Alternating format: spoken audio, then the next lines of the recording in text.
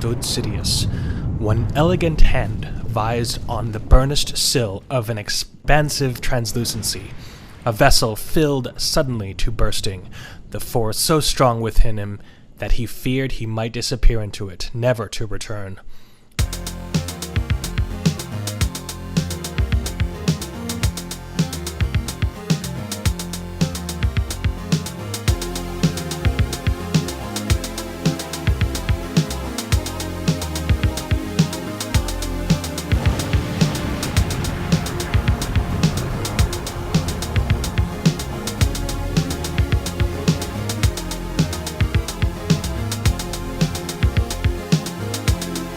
Disney announced today, this is from The Verge, Disney announced today that it is developing a second live-action Star Wars show for its upcoming newly named streaming video platform, Disney Plus, with actor Diego Luna reprising the role of Rebel Alliance spy Cassian Andor. Which I actually really liked his character in Rogue One, so...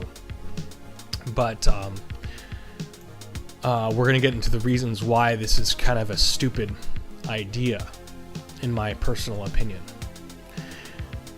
So no Obi-Wan movie, no Boba Fett movie. You know, it's like if they were smart, they would have made an HBO series about Darth Vader. If you were smart. But they're not. They're not smart. If they were really smart, they would make a Darth Vader series and not put him in a comic. They would make a Darth Vader series, or a series that has Vader in it. He doesn't have to be the main character, but have that be your HBO Game of Thrones Star Wars.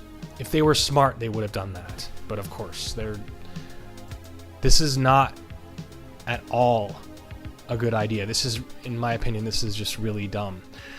So I'm going to get into some things. But anyway, Andor was a pivotal character in the 2016 standalone Rogue One, a Star Wars story. He played one of the Rebel Alliance spies who helped transmit the plans for the Death Star to his compatriots before perishing on the planet Scarif, setting up the events of A New Hope. In the announcement, Luna noted that he's looking forward to reprising the character and that his new exciting format will give us a chance to explore this character more deeply. Disney also confirmed that it's developing a series based on Loki from the Marvel Cinematic Universe with Tom Hiddleston. Okay, so that is really cool. That is cool. Because I guess his character died in Infinity War. The show is the second live-action TV series destined for Disney's streaming platform. Earlier this fall, Lucasfilm announced The Mandalorian, a 10-episode series set in the post-Return of the Jedi era of the franchise, and is being written by Jon Favreau, who directed Iron Man and Iron Man 2. That show is currently in production and will follow an unnamed Mandalorian gunslinger. Blah, blah, blah. It's not a surprise that Disney is working on another live-action Star Wars for Disney Plus. There are several shows in the works from Disney's subsidiary Marvel Entertainment, and hints that Netflix Iron Fist, or at least the character, could make the jump over. So, okay. So that's good. I mean, I thought Iron Fist was okay. It definitely wasn't as good as... Season 2 kind of fell apart at the end for me there. I wasn't a huge fan. It was just okay. I actually like Season 1 better. Everybody says that Season 1 wasn't good, but Lucasfilm and Disney are also in a period where they're re-evaluating how they approach the Star Wars franchise. Word broke recently that work on the standalone Boba Fett film had stopped in favor of Jon Favreau's live-to-action Star Wars show The Mandalorian, while Disney CEO Bob Iger said that fans should expect a slowdown when it comes to the pace of Star Wars films. So they're misinterpreting everything. They're not listening to the fans. They don't care.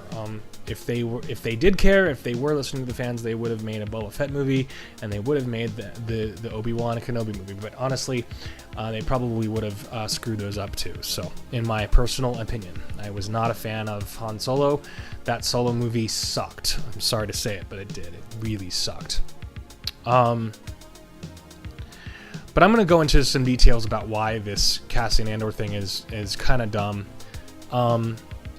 First of all, Diego Luna, I don't know if you guys know, he was slated for a while to redo Scarface. I don't know if you heard about this. It was would have been really cool to see. They had announced it, and they were kind of talking about it, but I think that was tabled, unfortunately.